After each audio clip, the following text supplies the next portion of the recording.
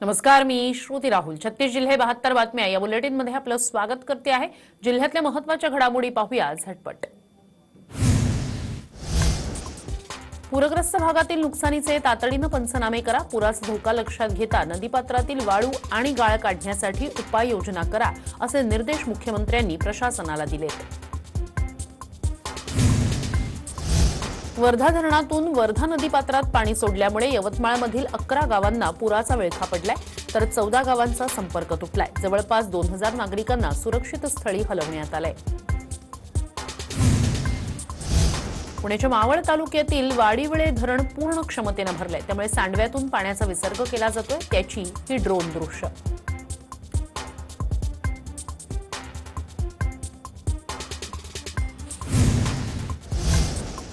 नाशिक जिल्ह्यात पावसाचा जोर कमी झाला असला तरी धरण क्षेत्रात पावसाची रिपरिप सुरूच आहे. त्यामुळे गंगापूर, दारणा, पालखेड धरणातून पाण्याचा विसर्ग सुरू आहे. त्याची ही ड्रोन दृश्य. भंडारदरा धरण पूर्ण क्षमतेनं भरण्यापूर्वीच धरणाच्या सांडव्यातून पाण्याचा विसर्ग सुरू झाला. त्यामुळे धरणाखाली असलेल्या खडकावरून कोसळत असलेल्या अंब्रेला धबधब्याचं हे विलोभनीय दृश्य.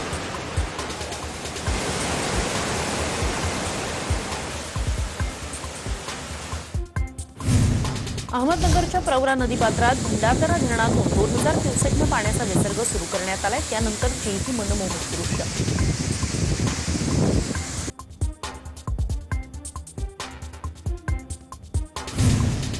बुलढाण्यातील हनुमान सागर धरणात 61% वर पाणीसाठा झाल्यानं धरणाचे 6 दरवाजे उघडण्यात आले. त्यामुळे धरणातून 128 मीटर पाण्याचा विसर्ग सुरू आहे. त्यामुळेच वान नदीपात्रात मोठ्या प्रमाणात पाणी आल्यानं पूरस्थिती निर्माण झाली. पुण्याच्या शिरूर तालुक्यातील विठ्ठलवाडी हे भीमा नदीच्या पुरात एक दुचाकी स्वार वाहून गेलाय. या व्यक्तीचा शोध अद्याप सुरू आहे.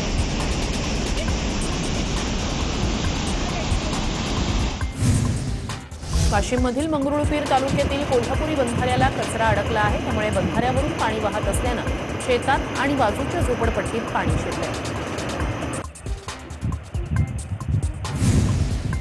जळगावमधील रावेर तालुक्यातील गारबर्डी धरण 100% भरले. धरणातून सुकी नदीत पाण्याचा विसर्ग होतोय. त्यामुळे शेतकऱ्यांमध्ये आनंदाचं वातावरण आहे.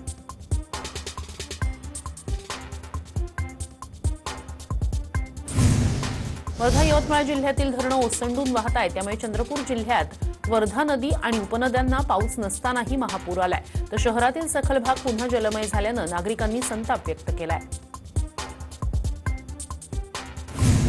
नांदेड जिल्ह्यात झालेल्या पावसामुळे तीर्थक्षेत्र माहूर शहराजवळचा धबधबा प्रवाहित झाला. 100 फुटाच्या उंच दरीतून कोसळणारा हा धबधबा सर्वांचंच लक्ष वेधून घेतोय.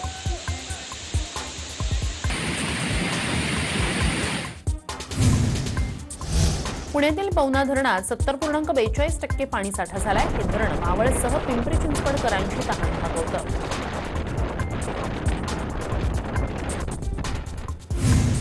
अकोला आणि अमरावतीमधील पावसामुळे गांधीग्राम इथल्या पूर्णा नदीला पूर आल्यानं अकोला अकोट रोड बंद होता. दरम्यान पूर्णा नदीवरील पुराचं पाणी ओसरल्यामुळे महामार्ग सुरू होण्याची शक्यता आहे. अकोल्याच्या मूर्तिजापूर तालुक्यातील लाखपुरी इथे पावसामुळे हजारो हेक्टर शेतीचं नुकसान झालंय. त्यामुळे शासनानं तात्काळ पंचनामे करून आर्थिक मदत द्यावी अशी मागणी शेतकऱ्यांनी केली आहे. पालघरमधील वाडा तालुक्यात पावसामुळे दगडखाणीतून दगड मिश्रित माती भात शेतात वाहून आली आहे. त्यामुळे भात उत्पादक शेतकऱ्यांचं मोठं नुकसान झालंय. उस्मानाबाद जिल्ह्यात पावसामुळे भाजीपाल्यांचं मोठं नुकसान झालंय. त्यामुळे बाजारात भाज्यांची आवक घटली आहे. भाज्यांचे दर 30% वाढलेत. त्यामुळे सामान्य नागरिकांच्या खिशाला अधिकची कात्री बसलीय. नंदुरबार जिल्ह्यात झालेल्या अतिवृष्टीचा मिरची पिकाला फटका बसलाय. तर लागवड केलेल्या मिरचीच्या क्षेत्रात पाणी साठल्यानं बुरशीजन्य रोगांचा पिकावर प्रादुर्भाव झालाय. तसंच नंदुरबार जिल्ह्याची मिरची उत्पादक मधील सर्वात मोठी जिल्हा म्हणून ओळख आहे. नाशिकमधील दिंडोरी नाका इथलं वडाचं मोठं झाड कोसळलं. सुदैवानं या घटनेत जीवितहानी झाली नाही, मात्र रस्त्यावर वाहतूक कोंडी झाली होती.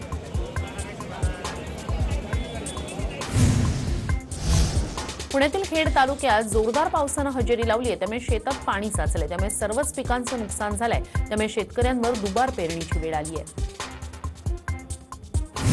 नांदेडमध्ये झालेल्या अतिवृष्टीमुळे 3.25 लाख हेक्टर क्षेत्रातील पिकांचं नुकसान झालंय। कृषी विभागानं नुकसानग्रस्त भागाची पाहणी केल्यानंतर हा अंदाज व्यक्त केलाय। नंदुरबार जिल्ह्यात 1,10,760 हेक्टरवर कापसाची लागवड पूर्ण झालेली आहे। त्यामुळे येणाऱ्या काळात कापसाचं क्षेत्र वाढण्याचा अंदाज कृषी विभागानं व्यक्त केलाय।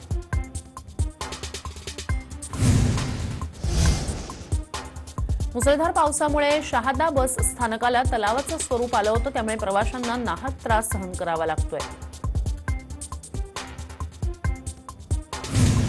बुलढाण्यातील हनुमान सागर धरणात 61% वर पाणीसाठा झाल्यानं धरणाचे 6 दरवाजे उघडण्यात आले।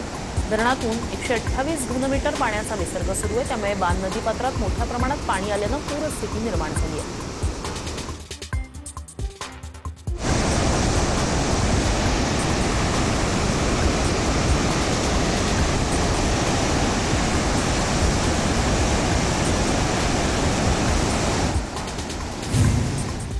गणेशोत्सव काही दिवसांवर आलेला आहे, त्यामुळे गणेश चित्रशाळांमध्ये लगबग सुरू झाली आहे। तसंच आपली परंपरा टिकावी म्हणून मूर्तिकार समस्यांना सामोरे जात आपली कला जोपासतात। नाशिक शहरातील गोदावरी नदीवरील रामसेतू पूल तोडायला बचाव अभियाननं विरोध केला। पूल तोडल्यास स्थानिकांना ये-जा करण्यासाठी अडचणीचं ठरणार आहे आणि त्यामुळे त्याला विरोध करण्यात येतोय। वर्धा नदीला पूर आल्यानं तिवसा तालुक्यातील नमस्कारी गावातील पुलावरून पाणी वाहत होतं, त्यामुळे गावाला पाणी पुरवठा करणाऱ्या पाईपलाईनमधून गढूळ पाणी येत होतं आणि त्यामुळेच आजारांचा धोका लक्षात घेता तिवसा पंचायत समितीच्या वतीनं नमस्कारी गावाला आता टँकरनं पाणी पुरवठा केला जातोय। 250 वर्षांनंतर सप्तशृंगी देवीची जीर्णोद्धार पूजा आज पार पडलेली आहे, तर उद्यापासून देवीची मूर्ती संवर्धनाचं काम सुरू होणार आहे। उद्यापासून 5 सप्टेंबर पर्यंत मंदिर बंद राहणार आहे। कोकणातील गणेशोत्सवासाठी चाकरमान्यांसाठी 172 विशेष रेल्वे गाड्या सोडण्यात येणार आहेत, पण यातील 24 रेल्वेच्या फेऱ्यांना स्पेशल भाडं आकारणी होणार आहे, त्यामुळे चाकरमान्यांचं आर्थिक गणित कोलमडणार आहे। भिवंडी महानगरपालिका क्षेत्रातील रस्त्यांवर मोठमोठे खड्डे पडले, त्यामुळे वाहतूक कोंडी आणि अपघातांचं प्रमाण वाढलंय। यावरच उपाय म्हणून पालिकेनं चक्क खड्डे भरण्यासाठी रॅबिट आणि चिखलयुक्त माती वापरल्यानं अपघातांमध्ये अजूनच वाढ झाली आहे। मुसळधार पावसाचा फटका कणकवली एसटी स्टँडला बसलाय। 2 दिवसांपूर्वी खड्ड्यांची डागडुजी केल्यानंतरही तिसऱ्या दिवशी खड्ड्यांची परिस्थिती जैसे थेच आहे, त्यामुळे प्रवाशांना मनस्ताप सहन करावा लागतोय। नंदुरबारमधील नवापूर तालुक्यातील करंजाळी गावात सिमेंट काँक्रिटीकरण रस्ता अवघ्या 4 दिवसातच खराब झाला, त्यामुळे ग्रामस्थ संतप्त झाले। गावातील रस्ता निकृष्ट दर्जाचा तयार करण्यात आला असा आरोप गावकऱ्यांनी केलाय। पुण्यातील खड्ड्यांविरोधात राष्ट्रवादी काँग्रेस आक्रमक झाली आहे, त्यांनी आंदोलन केलंय। राष्ट्रवादीच्या कार्यकर्त्यांनी भाजप विरोधात घोषणाबाजी केली। नाशिकच्या येवला बस आगारातून सुटणाऱ्या येवला औरंगाबाद बसला छावा क्रांतीवीर सेनेच्या वतीनं येवला छत्रपती संभाजीनगर ही पाटी लावण्यात आली, तरी नियमितपणे एसटी महामंडळानं औरंगाबादऐवजी संभाजीनगर अशीच पाटी बसला लावावी अशी मागणी संघटनेनं केली। परभणी जिल्ह्यातून पाथरी आगारातून आषाढी वारीसाठी वारकऱ्यांच्या सोयीसाठी बसगाड्या सोडल्या होत्या, त्या गाड्यांना वारकऱ्यांनी चांगला प्रतिसाद दिला, त्यामुळे महामंडळाला नफा मिळालाय। पालघरमध्ये पुरामुळे पीक आंबेपाडा मार्गावरील काही भाग वाहून गेलाय, त्यामुळे वाहतूक आणि बस सेवा बंद झाल्यानं नागरिकांना अडचणींचा सामना करावा लागतोय। गुप्तधनासाठी आजीनं नातीचा बळी दिल्याची धक्कादायक घटना साताऱ्यातील पाटण तालुक्यात घडली आहे। ही घटना 3 वर्षांनंतर उघडकीस आली आहे। नांदेड महापालिका निवडणुकीसाठी निवडणूक आयोगानं अंतिम प्रभाग रचना जाहीर केली। पालिकेत यंदा 10 नगरसेवक संख्या वाढणार आहे। 31 प्रभागांमध्ये 3 सदस्यीय पद्धतीनं निवडणूक होणार आहे।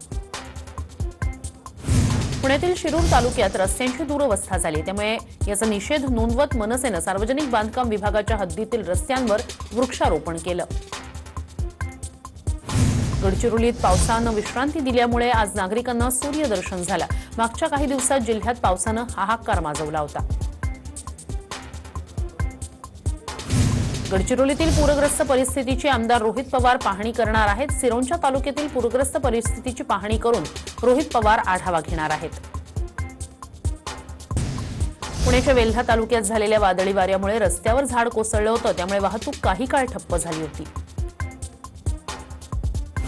बनावट कागदपत्रांच्या आधारे खुला प्लॉट बळकावल्याचा प्रकार एका व्यक्तीनं लातूरमध्ये केलाय. या प्रकरणी लातूर एमआयडीसी पोलीस ठाण्यात गुन्ह्याची नोंद करण्यात आली आहे. नागपुरात एका व्यावसायिकानं पत्नी आणि मुलासह स्वतःला कारमध्येच जाळून घेण्याचा प्रयत्न केलाय. या घटनेत मुलगा आणि पत्नी थोडक्यात वाचलेत. व्यावसायिकाचा जळून मृत्यू झालाय.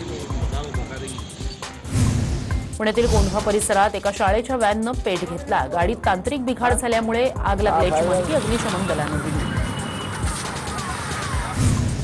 जळगावच्या चाळीसगाव तालुक्यात वैद्यकीय पदवी नसताना रुग्णांच्या जीवाशी खेळणाऱ्या 8 बोगस डॉक्टरांवर कारवाई करण्यात आली आहे. चाळीसगाव पंचायत समितीच्या आरोग्य विभागानं ही कारवाई केली आहे.